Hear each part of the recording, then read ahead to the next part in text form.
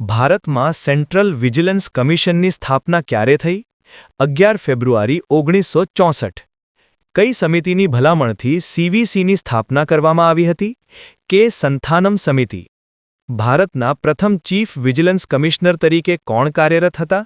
એન.એસ. રાવ. તાજેતરમાં ચર્ચામાં રહેલી ફિન્કે નદી કયા દેશમાં આવેલી છે? ઓસ્ટ્રેલિયા દેશમાં. વિજય હજારે ટ્રોફી 2025-26ની ફાઇનલ ક્યાં યોજાઈ હતી? બેંગલુરુ ખાતે.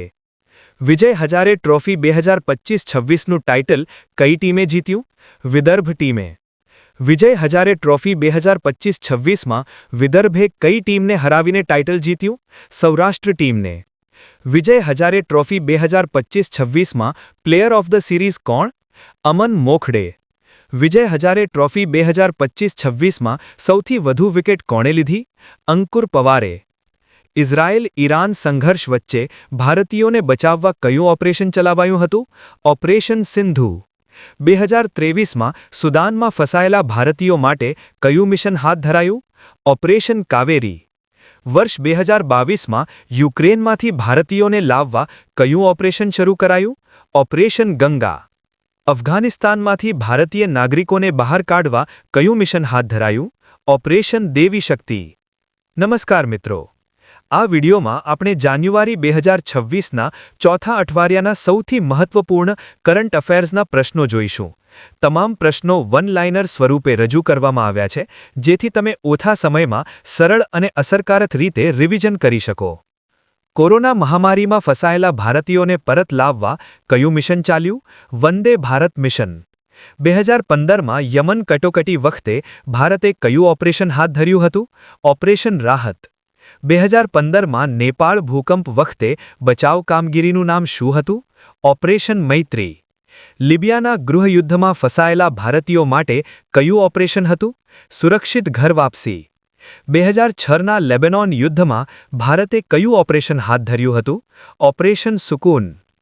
આઈએમએફે નાણાકીય વર્ષ 2025-26 માટે ભારતનો ગ્રોથ કેટલો અંદાજ્યો? 7.3%. નમ્બિયો રેન્કિંગ મુજબ સતત 10મા વર્ષે સૌથી સલામત શહેર કયું છે? અબુધાબી. રિસ્પોન્સિબલ નેશન્સ ઇન્ડેક્સ 2026માં કયો દેશ ટોચ પર છે? સિંગાપોર. રિસ્પોન્સિબલ નેશન્સ ઇન્ડેક્સ 2026માં ભારતનો વૈશ્વિક ક્રમ કયો છે? 16મો. રિસ્પોન્સિબલ નેશન્સ ઇન્ડેક્સ 2026માં સૌથી છેલ્લા 154મા ક્રમે કયો દેશ છે? Central African Republic.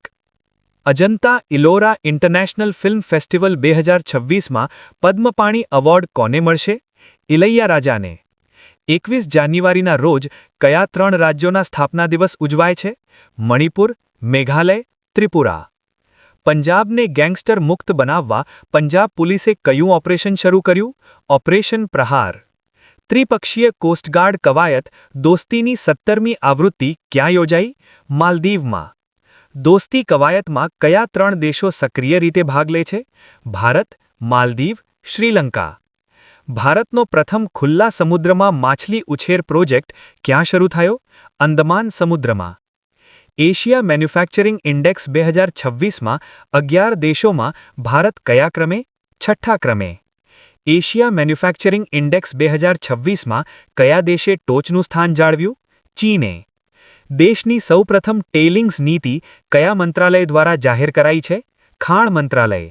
ભારતમાં સુપર કમ્પ્યુટિંગ ક્લસ્ટર સ્થાપવા સીડેક અને કઈ કંપની વચ્ચે સહયોગ? G72 company.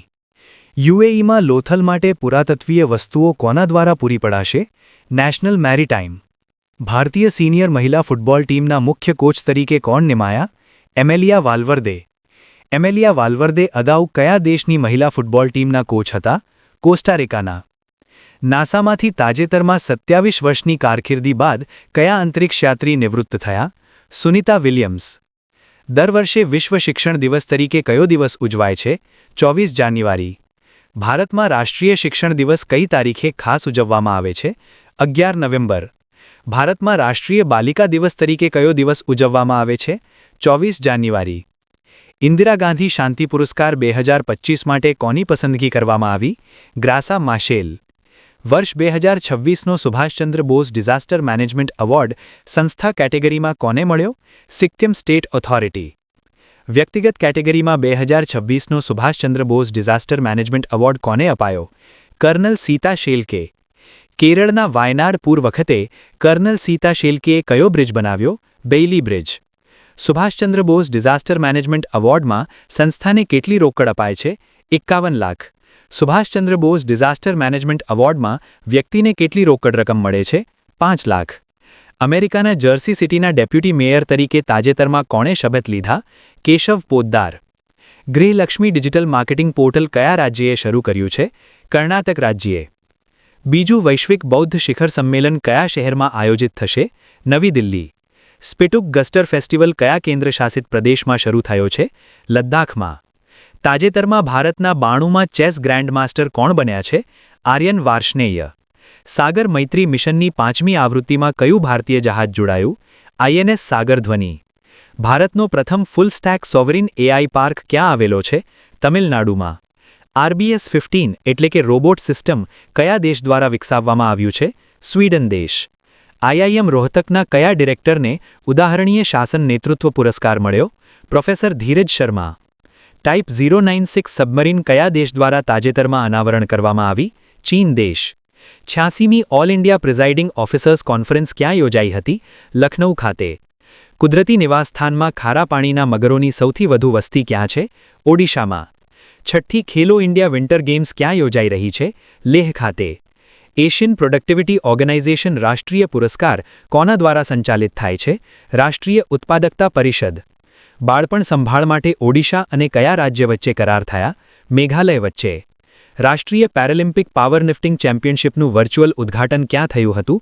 રૂરકી ખાતે. ઉત્તર પ્રદેશનું પ્રથમ ઝીરો ફ્રેશ કચરાનો ડમ્પ શહેર કયું બન્યું? ઉત્તર પ્રદેશ. CRPFમાં DIG તરીકે કોની નિમણૂકને મંજૂરી અપાઈ છે? રવિશંકર છાબી. AIને નિયંત્રિત કરતો પ્રથમ વ્યાપક કાયદો કયા દેશે પસાર કર્યો? દક્ષિણ કોરિયા. ડિવિડન્ડ જાહેર કરનાર ભારતનું પ્રથમ TRE ADS એન્ટિટી કયું બન્યું? RXIL. તાજેતરમાં ચર્ચામાં રહેલ લાંબાડા સમુદાય મુખ્યત્વે કયા રાજ્યમાં જોવા મળે? તેલંગાણા, આંધ્રપ્રદેશ.